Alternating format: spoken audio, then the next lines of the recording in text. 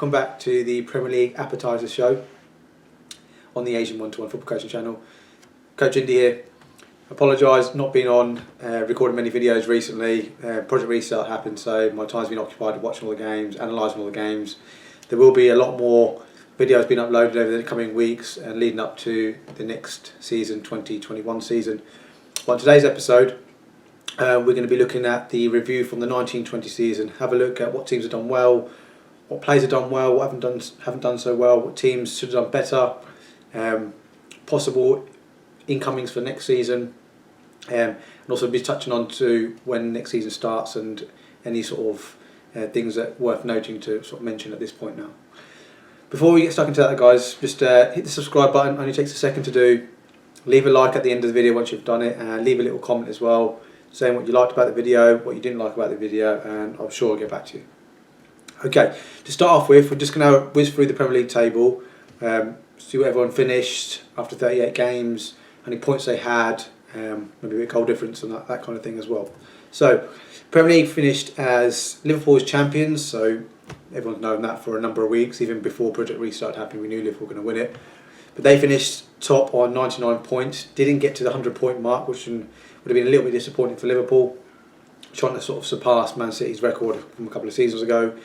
In second place, Manchester City on 81 points, so 17 points behind Liverpool, which is a massive drop off from their point of view, considering they finished on, I think it was 100 last season. No, 98 they finished on last season, so a big chunk and a big drop off for them. In third, which from a Man United point of view, finished third, finished on 66 points. I won't get into it too much now because we'll discuss it a bit further on, but United did claw back a lot of points on the teams that finished below them in the end. So really successful from Ole Gunnar Solskjaer's point of view and the club's point of view, that they're sort of going in the right direction. It's what it seems in a way. Also on 66 points, so Manchester United, goal difference was plus 30. Chelsea finished fourth on 66 points as well, but their goal difference was plus 15, hence why Man United finished third. And then Leicester, who were in the top three for most of the season, certainly in the top three for most of the season, they massively dropped off in the second half of the season. They ended up finishing in fifth, finished on 62 points, plus 26 goal difference, so 4 points behind United and Chelsea.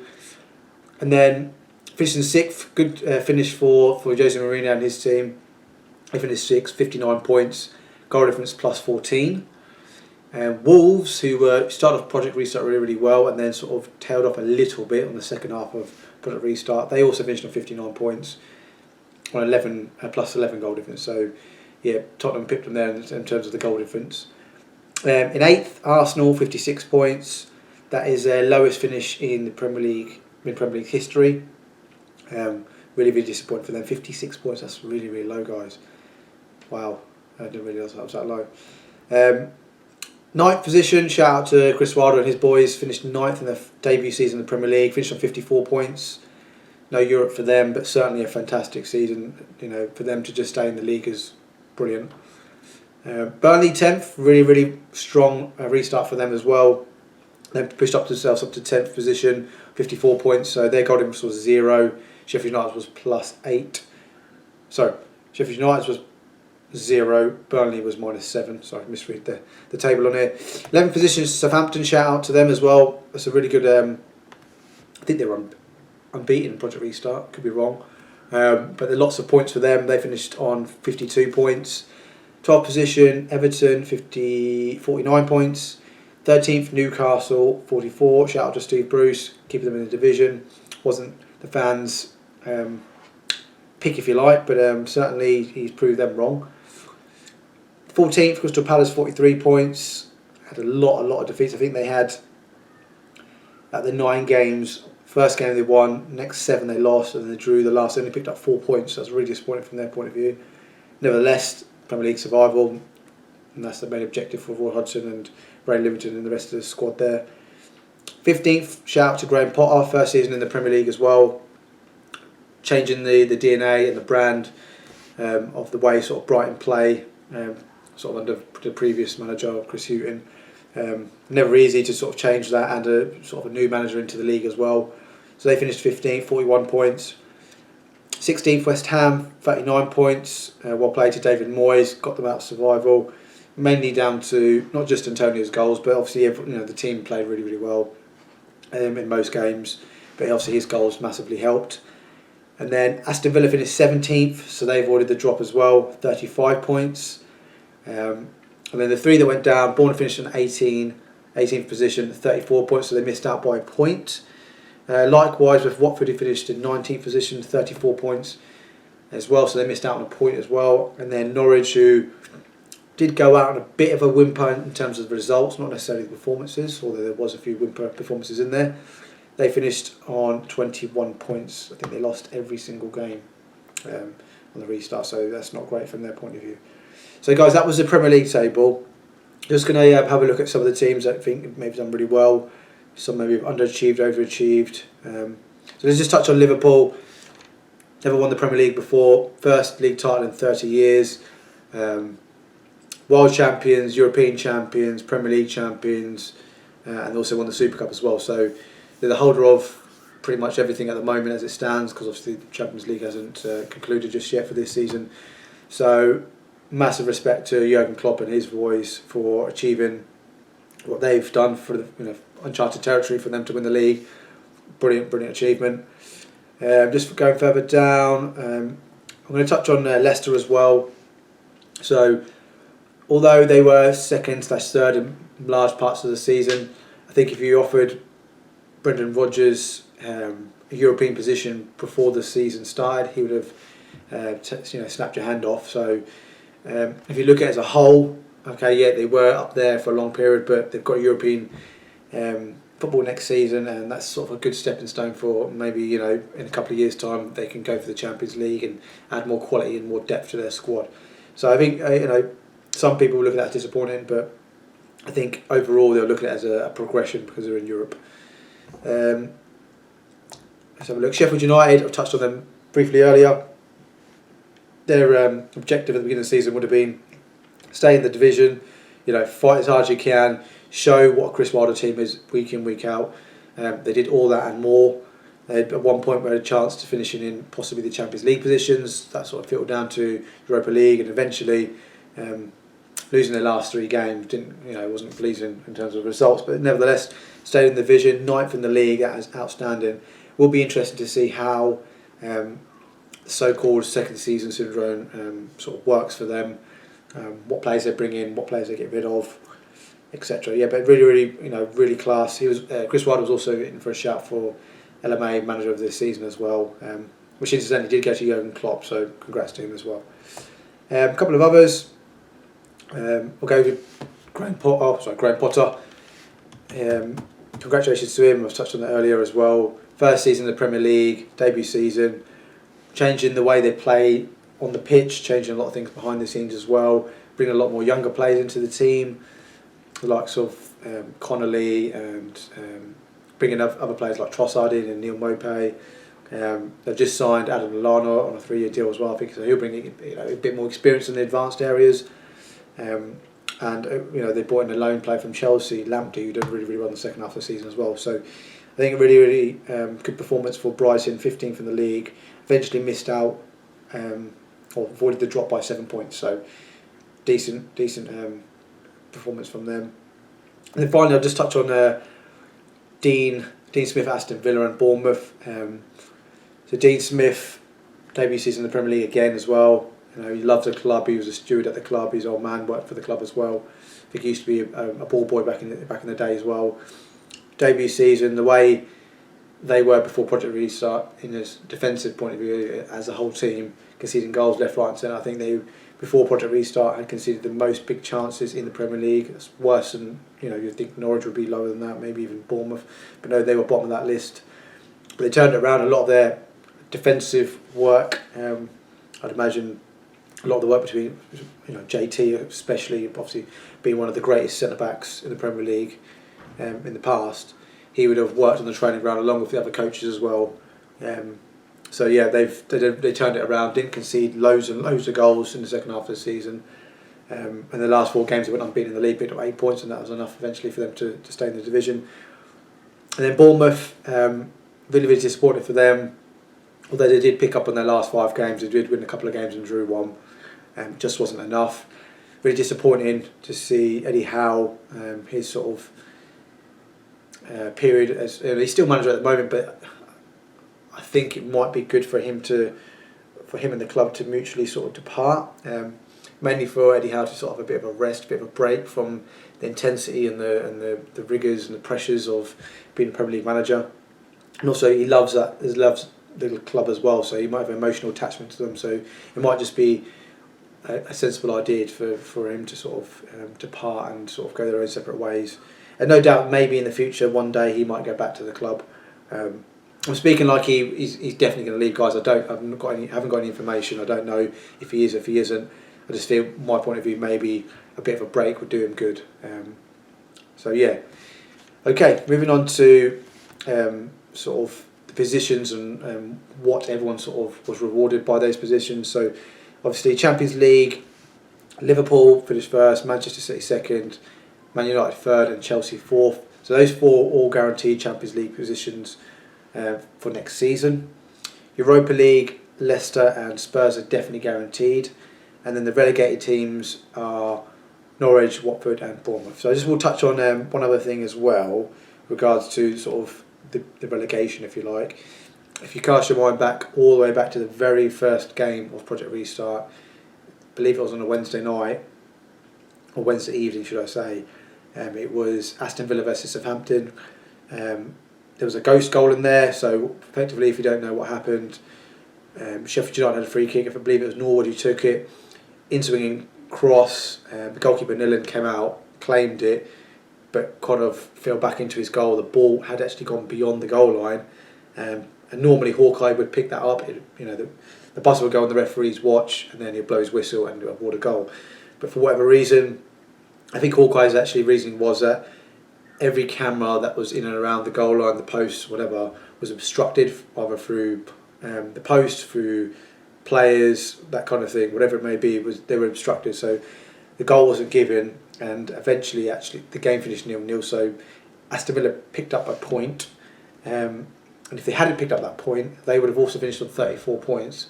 But their goal difference was worse than Bournemouth, then Bournemouth would have stayed up. So it just goes to show it is fine margins at the highest level, at the elite level. One other thing I will say is Hawkeye did come out and apologise. They did come out with a statement pretty much after the game. But obviously that's no consolation to Bournemouth. If that goal didn't go in, they've still got the Premier League status, and they probably keep all their players going forward. And not saying they won't, they won't be able to keep all their players now, but it's likely that the likes of Callum Wilson and Brooks and King and a few others, maybe Ramsdale, could all leave the club. So yeah, that's sort of kind of something I wanted to mention in terms of sort of, I call it the ghost goal, if you like. Just a couple of, I've touched on a few teams already, but I just want to just touch on them a bit more. So Sheffield United finished 9th in the league, Burnley 10th in the league, and then the other team I wanted to mention was Southampton. So if you rewind back to sort of, I think it was late October, early November time last year, they got smashed 9-0 at home to Leicester, who Leicester at the time were absolutely fine. Jamie Vardy, the two fullbacks, Maddison, Tielemans, you name it, everyone was fine. Perez, and they were in and around the relegation zone. They weren't in the relegation zone, but they were hovering around it, and it didn't look great. Now it just goes to show the hierarchy at Southampton. They've backed their manager. And it would be quite easy to say, do you know what's going on here? That that can't happen. And I will just add as well, Southampton went on to lose at least the next 2, possibly the next 3 games. I think they did play Man City back to back. One was in the cup, one was in the league. The cup game was quite close. The league game was a bit more comfortable for Man City, I believe. So even at that point there, they could have pulled the trigger and said, you know what, enough's enough. We're going to depart. We'll go separate ways. It's not working out. But no. I think the board and the hierarchy have said, you know what, we believe in this manager, we're going to give him time. We've chopped and changed too many managers in the recent times, we're going to stick with him. And then really in the second half of the season in particular, their form has just gone sky high. Danny Ings is a massive part of that, Ward-Prowse is a massive part of that.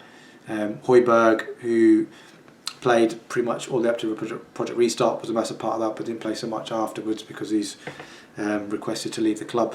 But there's a lot of sort of key players in Redmond. Stuart Armstrong's come to the front as well. So big shout out to sort of Southampton as well, finishing 11th in the league as well. It's a really no mean feat that. Then we go to the sort of the Golden Boot race. So there was a number of players involved in the last sort of games, sort of leading up to the end of the season, and then going into sort of the last game of the season, that you had the likes of Vardy, Aubameyang, Salah even had an outside chance, Danny Ings, Sterling had an outside chance. All these types of players, all had chances to win the Golden Boot, and eventually Jamie Vardy at the age of 33 won it with 23 goals. So he finished one ahead of Aubameyang and Danny Ings. Shout out to both of those, brilliant both seasons, especially Danny Ings. Playing for a so-called lesser team in the division, and then also even from Aubameyang's point of view, okay, he's playing with better players and they played maybe a more attacking type of football, so they will create chances. But he doesn't play as a striker. He plays as a he's a striker that plays predominantly as left wing, really, in most games, I would say. Although he does drift in centrally. But still a brilliant achievement. And then Sterling finished on 20, and then Salah 19. So that was the top 5 for the Golden Boot. But yeah, shout out to Jamie Vardy. I believe that's the second time he's won the Golden Boot now. I think the season when they won the Premier League 4 or 5 seasons ago, he won it then as well. So, okay, moving on to the Golden Glove. Again, there was a number of goalkeepers that could have won the Golden Glove going into sort of the last 4 or 5 games. Eventually, going into the last game, it was a shootout between Edison and Nick Pope, and they could have drawn it as well. So Edison actually ended up winning it with 16. So the clean sheet they got in the last game of the season actually pinched it, from Nick Pope. He finished on 15. So Edison 16, Nick Pope 15. And then you had a bunch of goalkeepers all on 13. So you had De Gea, Patricio, Henderson, Alisson and Kasper Schmeichel all finished on 13. So all respectable sort of quantities of clean sheets. Although, sort of one other thing to add as well, if Nick Pope, so they lost their last game at home to Brighton, I believe it was 1-2. So if he did keep a clean sheet in that game, he would have been the very first goalkeeper outside the so-called top 6 to have won the Golden Glove. So going into that game was a high motivation for not just himself on a personal level, but even for the whole team. For Burnley, who traditionally they are quite strong defensively, but they don't keep 5, 6, 7 clean sheets in a row like maybe Liverpool or Man City could do. So for him to come that close and finish second, it's a brilliant achievement. And also as well to Edison as well, like maybe doesn't get enough credit because you've got Alisson, who's come in and done brilliantly and deserves a lot of praise, but Edison necessarily doesn't get all the limelight, especially this season as well, because they've had Vincent Kompany leave in the summer and they had Laporte injured really early in the season. So everyone was saying, oh, Manchester City's defence is really weak and they're just conceding goals and they've got no partnership at the back. And you think, how have they conceded? They've conceded lots and lots of goals, but actually he's got the Golden Glove, and also they actually had the second best defence in the league, only conceded 35, which was only 2 more than Liverpool. So just a bit more respect I think deserved towards Edison and Manchester City's defence. Now moving on to someone touched on the FA Cup final. So the FA Cup final is going to be played between Chelsea and Arsenal. So it's a London derby. Going to be played tomorrow, Saturday the 1st of August at 5:30. There is a few sort of permutations in terms of depending who wins it, that has a knock-on effect on possible European positions. So if Chelsea win the cup, then Arsenal will get the Europa League spot. I believe that's correct. Guys, I'm not sure if that's correct. Leave a comment. Let me know if I'm correct there. I believe I am. If I'm not, I'll hold my hands up. I was wrong. But I believe that's right. So if Chelsea win the cup, then Arsenal get a Europa League spot because they've already got the Champions League spot, and then an extra league position will be filtered down to the Europa League, which would be Arsenal. So that's happening. And then moving on to sort of European games. So Champions League will be starting and kicking off shortly, same with the Europa League. So we'll start with the Champions League. So Champions League will kick off on the 7th of August and will conclude on the 23rd of August. So it's effectively almost like a 2-week tournament, 2 and a bit, sort of 16-day tournament if you like. There is a couple of games of the last 16 that remain, and then you'll have, I believe it's a one-legged match in the quarterfinals semi-finals and obviously then the final as well. So it's a few days sort of in between. And the same with the Europa League, but the Europa League actually kicks off a couple of days earlier, so they start on the 5th of August, and then, which is, I believe it is next Wednesday, and then the finals on the 21st. So they start 2 days before, and then obviously finish 2 days before the finals on the 21st of August. So again, there's a couple of games over the last 16 as well, and then it goes into sort of a shootout in terms of just single-legged quarterfinals, semi-finals, and all that kind of thing as well. There is one other permutation to mention as well. So if Wolves, who currently haven't got a European position in the league, if they win the Europa League, they will actually go into the Champions League. So they will become a 5th team that go into the Champions League. There'll still be 2 others, so you should have Leicester and Chelsea go into the Champions League. And obviously if Chelsea win the FA Cup, then Arsenal go into the Europa League. So effectively could be 8 teams in European positions in competitions next season. So obviously it'd be nice to have if I took my Man United cap off, to have 8 teams in Europe from England. That shows how strong English football is at the moment, and the depth and quality. And it just goes to show as well how a lot of it went down to the last day of the season, where there was still Champions League positions, there was still relegation positions, there was still Europa League positions, there was lots of sort of positions to be finalised, and going down to the last game of the season was almost kind of fitting, really. So yeah, obviously with my Man United cap back on, I would like them to go and win the competition. But that's just me being biased. Okay, moving on to next season. So the Premier League have announced that the 2021 season will be commencing the weekend, the 12th and the 13th of September. So that will probably be for most clubs, so somewhere between, probably say a minimum of 16 clubs will start on that weekend. And I'll say most because there's potentially, depending how far, so you've still got 4 teams in Europe. You've got Chelsea, Manchester City in both in the Champions League, and you've got Man United and Wolves in the Europa League. Now if miraculously all 4 of those teams meet in the finals of those respective competitions, just let me know, guys. I don't actually know if they can meet each other before that, so I'm just assuming they can't, but they could meet each other in the final. Then those teams will need some time off, because if you think about it, Manchester City and Chelsea both playing on the 23rd of August, that only gives them basically 2.5 weeks before the next season. So it's almost a bit unfair. So I believe those 4 teams are sort of talking to the Premier League, hoping to sort of get an extended break, if you like. So I think they're looking for 30 days. So whenever they play their last game, if they play on the 21st or the 23rd, or even if they play, say, the 19th and the 17th, I think they're going to be looking for 30 days from that point.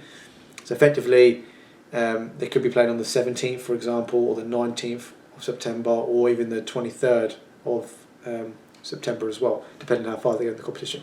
Now, that is probably unrealistic because Chelsea are losing 3-0 from their first leg at home to Bayern Munich. They lost, so it's unlikely they're going to go any further. So they'll probably have their break immediately. So they'll play their game, I think, on the 7th or the 8th of August. They'll get knocked out. They'll have their break immediately, I'd imagine. But Manchester City, on the other hand, are probably now the favourites. Now Liverpool have been knocked out. They've got their second leg at home to Manchester, to home to Real Madrid, and they're winning 2-1 from the first leg. So in all likelihood, they're going to go through that. And then, like I said, they're the favourites for it at the moment. Anything can happen in the Champions League, but they'll fancy them chances to win the league and win the Champions League. And then likewise with Man United, they're going to fancy themselves. They've won the first leg 5-0 already, so they're at least going to be going to the 9th, 10th of August as a minimum, because we're going to go into the last quarterfinal, sorry, should I say. So they're going to be hoping to go deep in the competition as well. So yeah, watch this space in terms of what happens with those 4 clubs, because like I said, if they go deep, then potentially only 16 teams will kick off that weekend, and then maybe it depends, the fixtures haven't been announced yet, so it might be that every team plays the weekend, the 12th and the 13th, or the Saturday and Sunday, then there might be another round of fixtures in the midweek, and then the following weekend, that's when all 20 teams play. So it might be that 16 clubs might have played 2 games already before anyone else has played any, but it all depends on how far the European clubs go, really. One other thing to note as well, so like I touched on, the Premier League starts on the 12th and the 13th. Just before that, there is a round of international games. So obviously there's been no international fixtures since November last year, so it's going to be pretty much almost a year, so 10, 11 months since the last one. Those fixtures will take place between the 3rd and the 8th of September, so there'll probably be, most nations will have 1 or 2 games during that period. So it's not ideal in terms of the preparation for the clubs, because they'll come back to pre-season training, I don't know, anywhere around the 20th of August, say, for the teams that are obviously having a rest now, and they'll have maybe a 2 to 3 week sort of pre-season, but then it gets to the 3rd of September, the week leading up to the first round of fixtures, if you like, and international breaks on. So it's not ideal from a sort of Premier League manager's point of view in terms of preparation for the opening game of the season. 2 other things to sort of, also 3 other things to sort of mention. Actually, no, I'll just touch on just going on back to sort of potential days, how many sort of days certain teams are going to have off in the off period, and then what people potentially won't have because of European competition. So I worked out that because of the restart on the 12th and the 13th of September, the teams that finished on the 26th of July, so the season just finished, obviously they've got no other games going into the next season, until the next season. Most of them won't anyway, and then the odd 1 or 2 will have games in between because you've got the Charity Shield in there. So if you look at someone like, let's think of someone like Burnley, for example, they finished the last game on the 26th of July, won't play again until the 12th or the 13th, so they could have up to 49 days, potentially 50 days off, so which is a big chunk, which is a healthy amount of days off. And if you compare that to someone like Manchester City, who if they get to the final of the Champions League, they could have only 30 days off. So effectively, some clubs could be having anywhere between sort of 2.5 and 3 weeks extra sort of time off to sort of prepare. So that's, it doesn't seem like a lot of time, but it is. And if in terms of how long the season's been and how many games there's going to be going into next season, how many sort of games are going to be. There'll be 2 games a week. Saturday at the weekend, midweek, weekend. There's going to be so many of those games.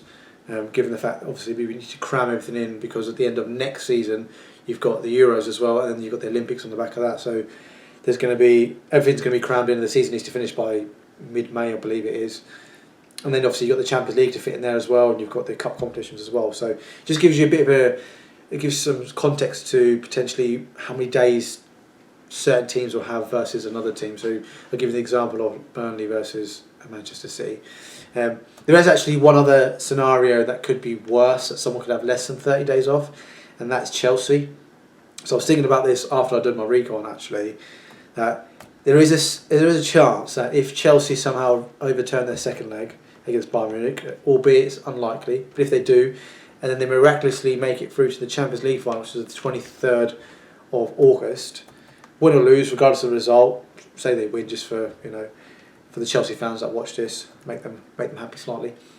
They actually, the following weekend, I believe it's the 29th or the 30th, they actually, if they go on to win the FA Cup, they'll play the Charity Shield at that point as well. So potentially going up to the 29th/30th of August, they still haven't had their break, and then they might be having 30 days off at that point there. So it might be that they don't play a game until beginning of October. It could be something like that. I mean, there could be a crazy scenario that something like that happens.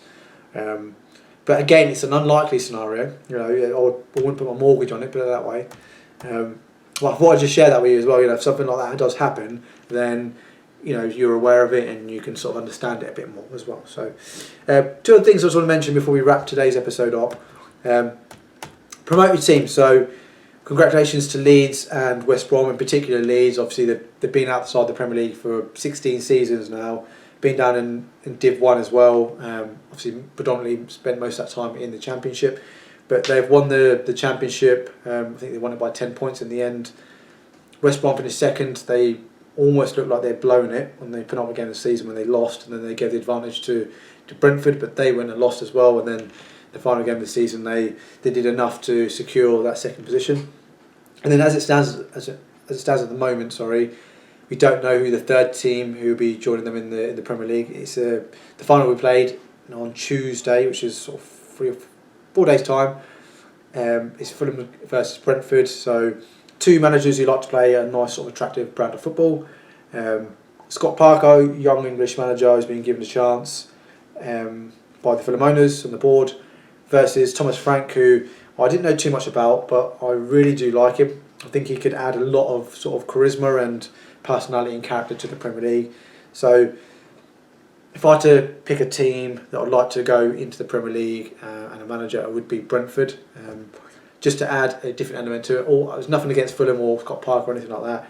Just like to see maybe a different team in there and a different manager in there as well to see, and also they like I said, they play a brilliant style of football as well. So good luck to both those two teams, regardless who gets there. They're going to obviously hopefully do quite well in the Premier League as well. And the last thing to sort of mention is the transfer window. So there's a few things to mention in regard with the transfer window. So it is now open. The window opened on the 27th of July, so 4 days ago, and it will shut on the 5th of October. So effectively, the window will be open for 10 weeks. However, there is a bit of a twist to it. So when the window shuts on the 5th of October, the domestic window will stay open until the 16th of October, which effectively will allow all the EFL clubs to register permanent players or loans amongst EFL clubs. So effectively, for example, if Man United wanted to loan out Chong, for example, they can loan him out between the 5th of October, or say the 6th of October to the 16th to, say, Preston in the Championship, for example. And then likewise, if other teams want to do the same, they can do that as well. So there's obviously a few transfers that I've kind of happened to touch on, the Adam Lallana one already. So he's obviously joined Brighton. I believe Brighton signed a defender from Ajax the other day. I don't know the name, I only briefly saw the headline. I think he's a right back / centre half, but they only spent like £900,000 on him. So another addition to Graham Potter's squad. Then you've got Hakim Ziyech, who agreed to join Chelsea. I think it was in February, and then obviously has now started training with the team alongside Timo Werner as well. So both of them are part of Chelsea's setup, so they'll be ready to go when the next season starts. Who else has joined? Lovren's left Liverpool. He's gone to, I believe, Zenit St. Petersburg in Russia. Who else has joined or left? Leighton Baines is retired, so that's one to mention. I don't know if there's any more, guys. I really haven't done any prep on the actual incomings and outgoings of the transfer window so far, but I thought I'd just mention the ones I knew off the top of my head. Okay, guys, so that concludes 1920 Premier League season, the review of the season, all the permutations, everything looking forward to next season. Obviously, like to say good luck to Fulham and Brentford in the playoff final in a few days' time. Shout out to all the winners: Golden Glove, Golden Boot, people who got the Europa League, Champions League. Unfortunately, the teams that got relegated. But yeah, like I said before, guys, if you haven't subscribed to the channel, it only takes 1 second. You can click the subscribe button, leave a like after you've watched the video, leave a comment what you want to see more of, something maybe I haven't done before. Comment on that as well. Yeah, and we'll see everyone on the next episode.